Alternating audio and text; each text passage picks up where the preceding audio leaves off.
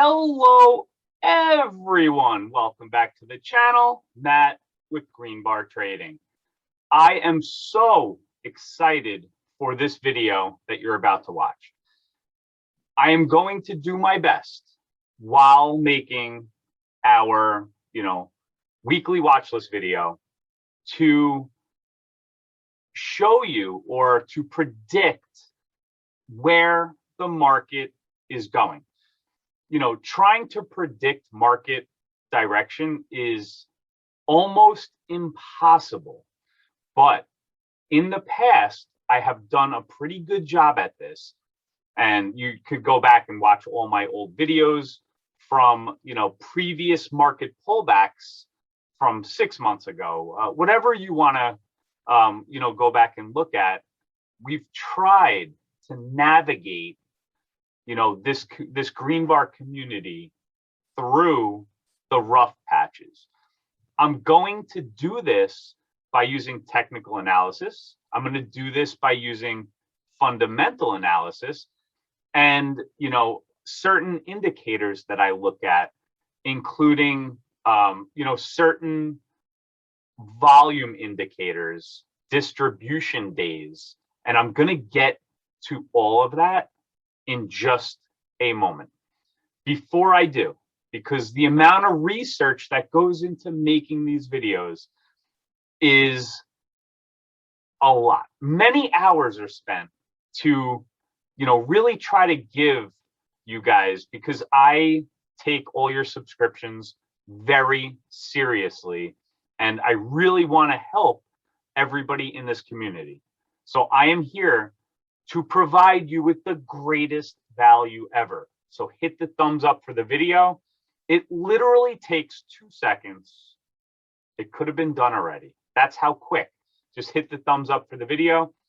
It helps the channel grow, and it shows me, that you are getting value out of these videos. So I'm going to go over all this, where I see the market going. We corrected a pretty decent amount in the past couple of weeks. So let's just get right into it right now with this. This is the S&P 500. Now, what I'm going to do in this video is I'm going to make this more of a when I think it's safe for us to be putting money back to work in the market. Now, if you're in our Discord, you're fully aware of all these key levels that I post every morning. And, we did a good job this past week.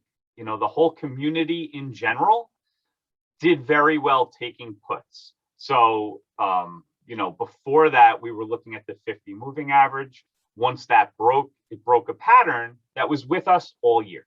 Once patterns break, well, they tend to get worse. So once the 50 moving average broke, that you can obviously see here was support the whole time, that made a very big difference in the way that we were going to be trading in our community.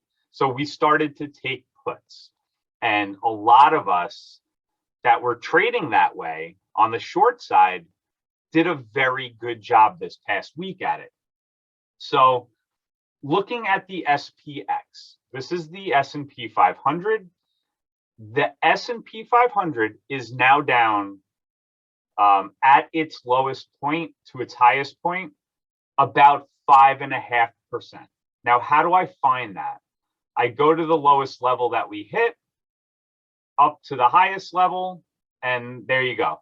Actually, more like 6%.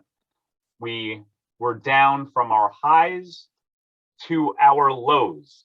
That's where you want to see, where the bottom is. Predicting bottoms is very hard, like I said. So what do I also look at?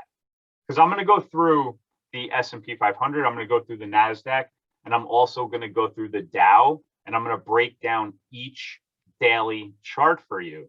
And we're going to find out together as a team where we see the market direction going. So I'm going to pull this up.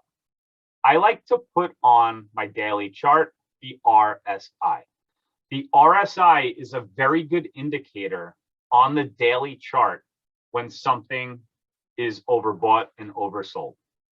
So, and you could also judge previous pullbacks. You can see here, here, here, and here, and here. These are previous pullbacks that all came to the 50 moving average. This white line here, that's the 50 moving average, okay? On these pullbacks, you saw down to the RSI, this dotted line here I drew out, we came down to it and bounced. Came down to it and bounced, same thing here. And then we broke that pattern.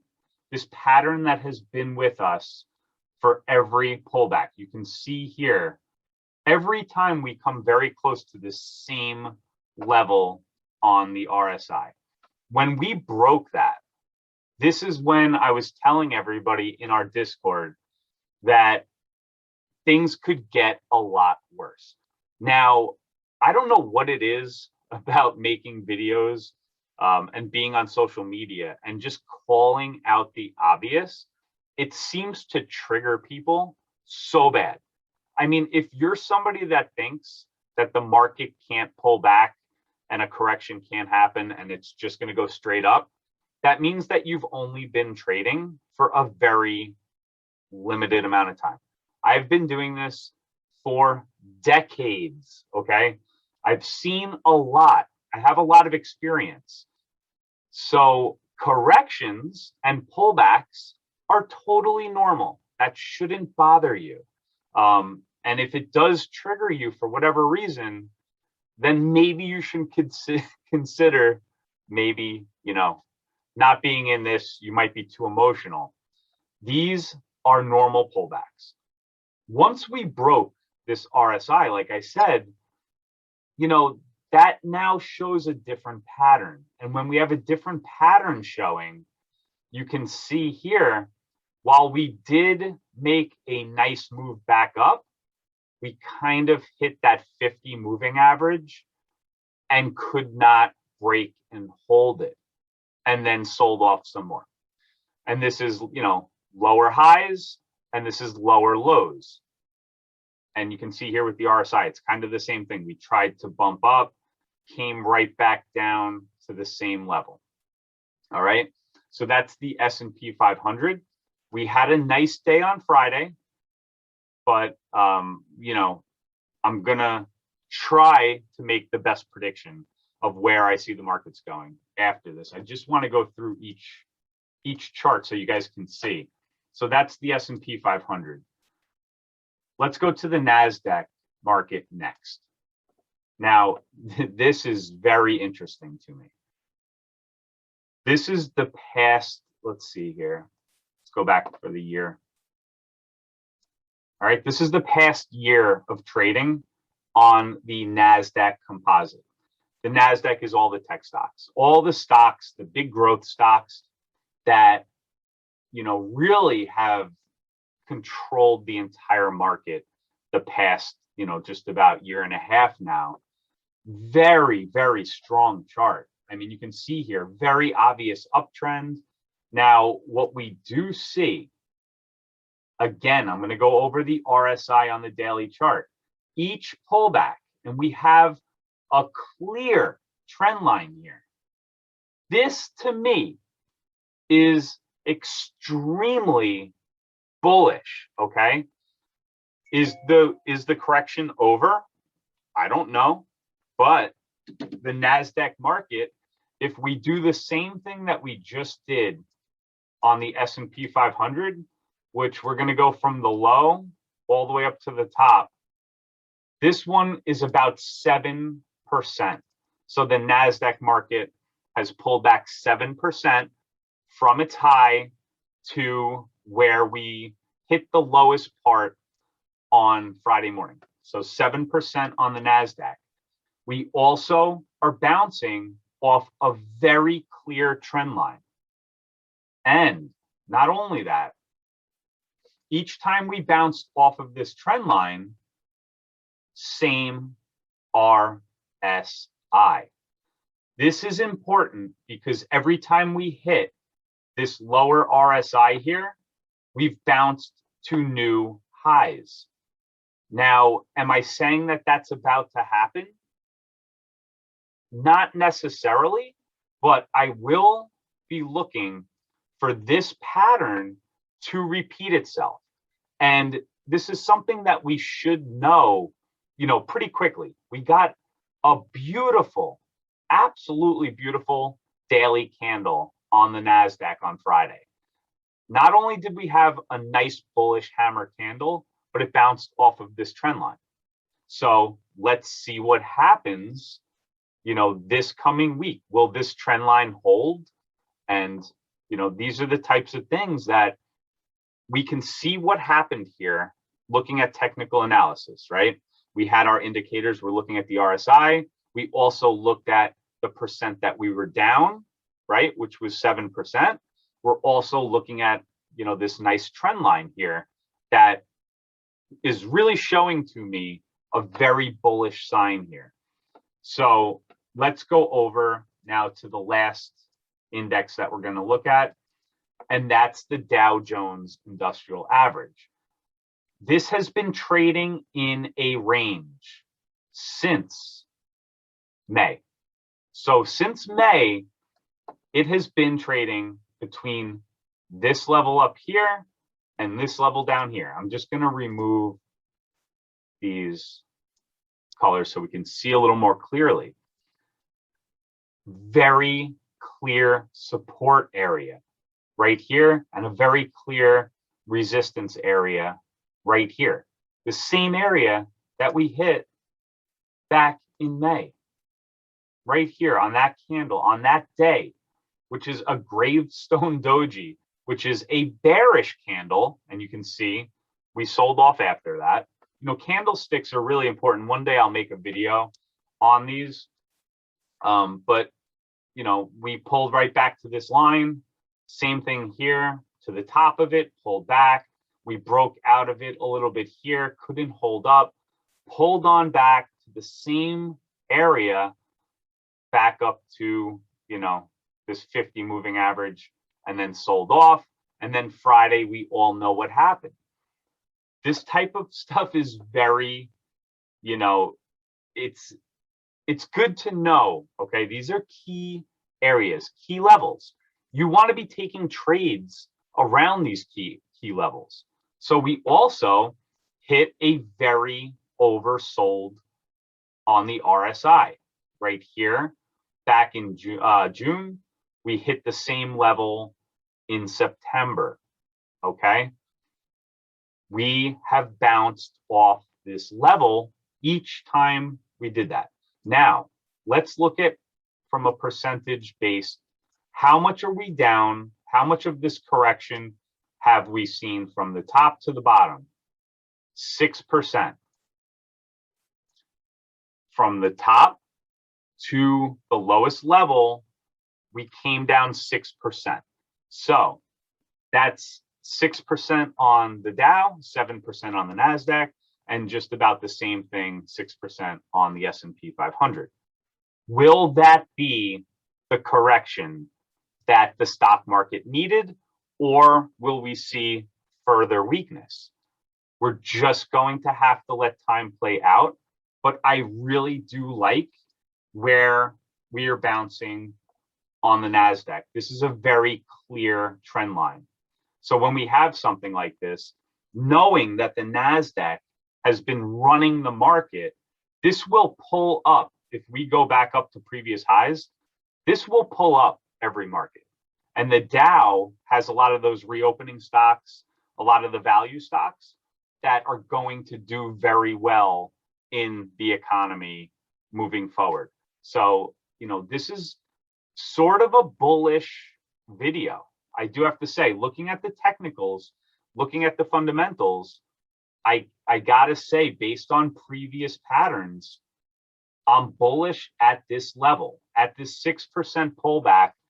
We did get, a decent correction on it. Now, a very important thing to know. is distribution days, okay? Distribution days on the NASDAQ, on the S&P 500, on the Dow Jones, those are days where you see a move of 0.02% or more on more volume than the previous day. The same thing works for going down 0.02% on more volume. So starting about 2 weeks ago, we started to notice that there was a lot of distribution days that were happening in the market. That 0.02% or more of a move down on higher volume from the previous day. And those distribution days, they were packing on. Each week, they were just packing on. What that means and why a couple of weeks ago we saw a market top, that means that there's no institutional buying at those levels. When you see those distribution days happening and adding up, it just means that there's more institutional selling. So the thing that I'm going to look at is how many distribution days I start to see this week. So starting on Monday, I'm going to be looking to see if we can put together 0.02% of a move, on the upside on higher volume than on Friday. So on Monday's close, I'm going to want to see a market up, 0.02%, like I said, with more volume than the previous day. And I'm going to watch this all week long. And I'm going to see if we can put together, more distribution days. That means that there's more institutional buying. The only way that the market is going to stop correcting is if the big institutions start putting all of that cash that they have sitting on the sidelines to work. And we will know that by the distribution days. That is so important. So I'm going to use that to try to figure out if we are, in fact, done with the correction. So I'm going to be posting on a daily basis over on our Discord what I'm seeing as far as the distribution days and the accumulation of shares from the big institutions. And that's going to give us a very nice roadmap for, the future, this coming week and everything else. So, all right, I just want to share a couple of other things with you. Hang on just a second. All right. This is the economic calendar for the week. Stuff like this you should know. Monday, Tuesday, Wednesday, Thursday, and Friday is the big one. Friday is the NFPs, the non-farm payroll.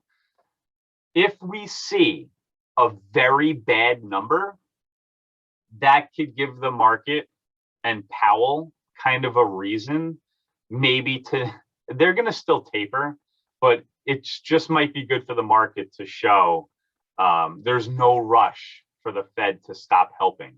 They want to see this number much higher. If this number comes in crazy high, it could mean that the market, the economy and everything else is really doing well too. So you kind of have to take this and watch price action to see, which way things, may go. But we'll just keep an eye on it. All right, now I just want to show you the earnings for the week. And after I do this, I'm going to just go over, I'm not making picks this week, but I do want to show you some very interesting setups in our charts. I'm going to do that right after this. These are the earnings for the week. I'm also going to post this over in our Discord as well. All right. Now I want to share with you some stocks that I'm going to have on watch. Lucid, let's start there. Now, these are all EV stocks. The EV stocks, I just have a feeling, are going to pop even more. It just seems like Tesla, whenever that stock starts to break out, it brings all the other EV stocks with it. Everybody is going to be owning an electric vehicle. It is what it is. It's just the future. It's just going to happen. And, you know, let's see if we can capitalize on some of that. Now with Lucid, this stock has really been on a lot of day traders' watch lists. And you can see why. I mean, just at the beginning of September, price was at $16 a share, ripped all the way to $28.50. This very clear area that price cannot get over. But what I do like is right now you can see very clear area of support right here. So, you know, if we can somehow break this 28.50, well, there is a lot of room up here after getting rid of, you know, some of this resistance. This thing can really, really rip. So Lucid is definitely going to be on my list again this week. NIO, sort of the same thing. It's obviously been downtrending. We have a trend line here that's going to be resistance. Can't get over the 20 EMA, but it's bottoming out. A previous area of support is very clear right here. I want to see this thing break out. Now, it could, if you want to just take a trade, if you're seeing some nice price action, just know that you have room up to around 38, 39. So what is it now? 35. It doesn't really give you that much, but just keep it on watch. This is what the chart looks like. Has a ton of things to get through right here. So it's not going to be very easy for NIO to do that. XPEV, I probably said that wrong. Trend line here, bottom here. And then if we look a little closer on the daily chart, there's also this small trend line right here that it doesn't seem like it could get through. If it can break this and break the 20 at $37, it's possible that we can go back up. And this gives us a little bit more room. I guess not much. This is kind of the same price as NIO, but it is setting up into this. And usually when price starts to get a little tighter, it's going to either break up or just totally break down, in which case you can take a trade off of. So that's why this one's going to be on my watch list as well. So we went over that. GM looks like it's setting up very nice. This is a break and retest. This is a break and retest. Very clear technical analysis here. We had a bottom right here. We had a very obvious level that it couldn't get through at 50. We broke 50, came back down, rebid it, and right here on the retest, you can see here, it basically came down to 50, you know, right on the nose, broke back up, and now 52 was its next level of where it needed to break out. There's some, you know, it used to be support. Once something is support and it breaks under, that area almost always is going to act as resistance. It broke through that, and what we saw was it retested 52 again. This has the potential of you know, that stair-stepping price action. So this is something that I would be very bullish on. We had previous highs of 64. If the rest of the market cooperates, there's no reason to think that this stock will not also follow the market. This can provide a very nice trade. If we look at this candle, this is Friday's candle.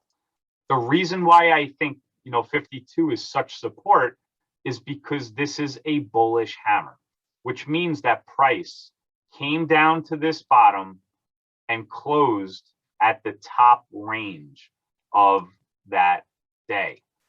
That's a very nice candlestick.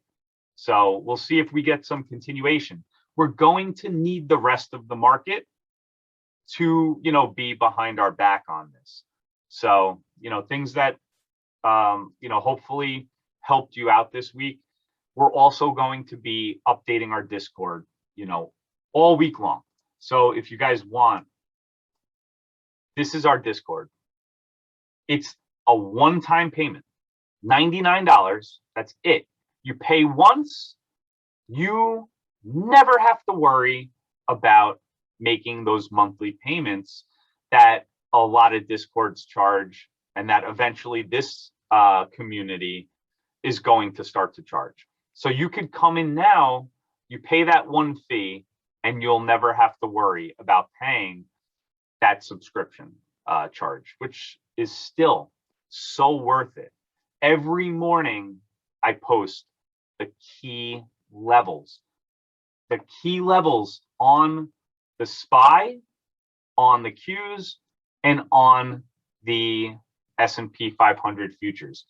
These are key levels that you want to know so you can take your trades around them.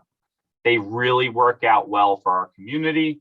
A lot of our community trades with, those in the background. So we know where we're going to be approaching resistance. We might have support, and it's good areas to, take some trades off of.